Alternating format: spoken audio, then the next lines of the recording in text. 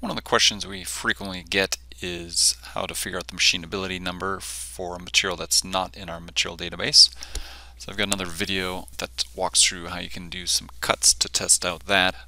As a prior step to that, there is also this website from Hypertherm that has a pretty extensive list of materials. You can just search for Waterjet calculator Hypertherm, should bring to this page here.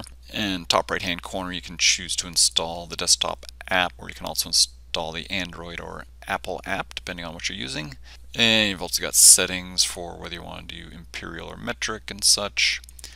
Key thing is over here on the left side. You can choose your pump size, so there will be slightly different operating costs for each of these pumps, but the key thing would be choose your proper horsepower. And then you've got your material list here, so yes, quite an extensive list here. The number in parentheses is the machinability number. If you're using WARDCam, you would just type that number in. If you're using iGEMS, then you do have to do a bit of a conversion. iGEMS bases basically everything off of steel as an 87.6 machinability number, so basically you'd use a number 68% of the 87.6. And if we're doing that in WARDCam, we'll switch over to that. So on the right here we got WARDCam. You can go into go into the material database. I usually start with something. You can just start with aluminum, whatever. Down here at the bottom, click on add material. It'll make a copy of whatever you've selected, and then you can rename it. I'm not even going to try to spell this correctly. Whatever.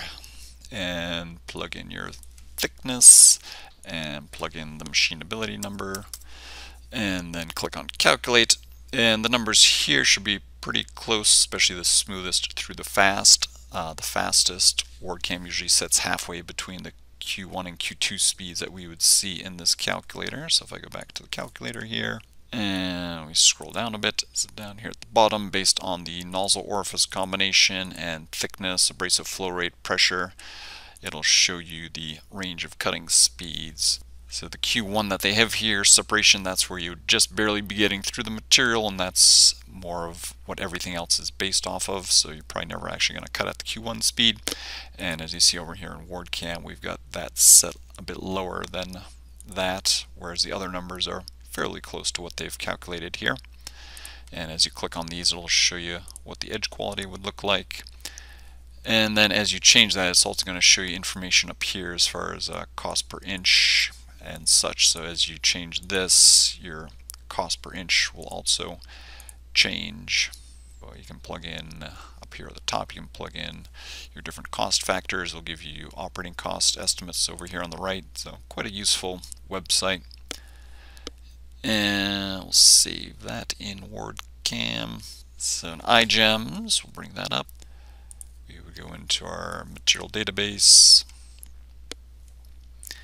and we can go to the top level of steel. If we go to the general tab, we see that steel is usually set to 87.6. If you click on the little question mark, it gives you some other numbers. Don't have molybdenum in here, so I'll make a new material. So go to top level of your material, hit the plus button, put in your name.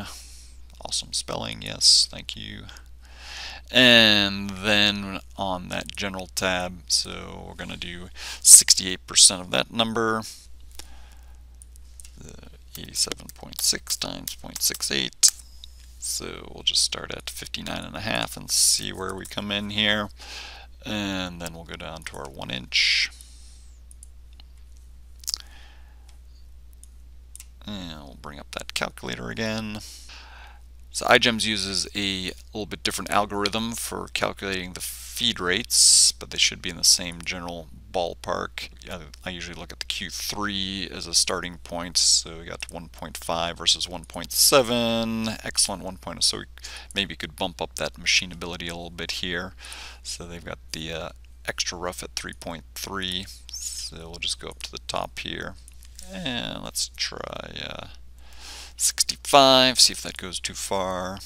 1.66 versus 1.7, so that looks pretty reasonable. Of course, you could always tweak that a little bit more if you wanted to. That's a quite helpful website, the Hypertherm WaterJet calculator. If you have any questions on that, let me know. Thanks.